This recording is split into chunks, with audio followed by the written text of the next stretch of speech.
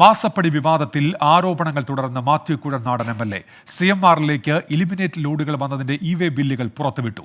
CMRനെ ചൊല്ലിയുള്ള തർക്കത്തിൽ മന്ത്രിമാരായ പി രാജീവ്, MP രാജേഷ് എന്നിവർക്ക് ഫേസ്ബുക്കിലൂടെ മറുപടി നൽകിയ മാത്യു കുഴൽനാടൻ പരസ്യ സംവാദത്തിന് വീണ്ടും മന്ത്രിമാരെ വെല്ലുവിളിച്ചു.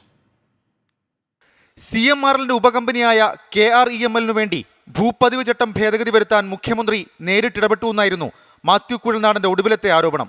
പിന്നാലെ മന്ത്രി പി രാജീവിനെയും MP രാജേഷിനെയും പരസ്യ സംവാദത്തിനും വിളിച്ചു. എന്നാൽ ആദ്യം ചോദിച്ച 5 ചോദ്യങ്ങൾക്ക് മറുപടി നൽകിയിട്ട് സംവാദമാകാമെന്നായിരുന്നു പി രാജീവിന്റെ നിലപാട്.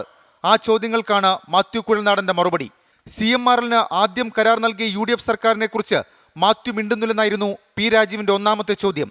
മാത്യുവിന്റെ മറുപടി ഇങ്ങനെ: UDF സർക്കാരിൻ്റെ കാലത്ത് ലീസ് നൽകിയെന്ന് മാത്രമല്ല, ലീസ് നൽകിയത് 10 ദിവസം കഴിഞ്ഞപ്പോൾ ആ നടപടി തെറ്റാണ് എന്ന് കണ്ട് അത് മരവിപ്പിക്കുകയും അത് സ്റ്റോപ്പ് ചെയ്യുകയും ചെയ്തിരുന്നു. 2016 ലീസ് ടെർമിനേറ്റ് ചെയ്യാൻ നമ്മുടെ സർക്കാരിന് അവകാശവും അധികാരവും സുപ്രീം കോടതി നൽകിയപ്പോൾ അത് വിനിയോഗിച്ചില്ല എന്ന് മാത്രമല്ല, മുഖ്യമന്ത്രി തന്നെ വ്യവസായ നയത്തിൽ ആ ലീസ് നൽകുന്നതിന് വേണ്ട ഇടപെടൽ നൽകി.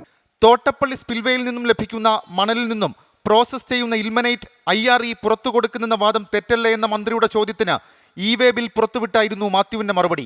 ചവറ IREയിൽ നിന്നും CMRലേക്ക് ലോഡ് കണക്കിന് ഇൽമനേറ്റ് വന്നതിന് ബില്ലുകളുണ്ടെന്നും വ്യവസ്ഥ ലംഘിച്ച് ഇൽമിനേറ്റ് കടത്തിയത് അന്വേഷിക്കാൻ വ്യവസായ മന്ത്രിക്ക് ധൈര്യമുണ്ടോ എന്നും മാത്യു കുഴൽനാടൻ.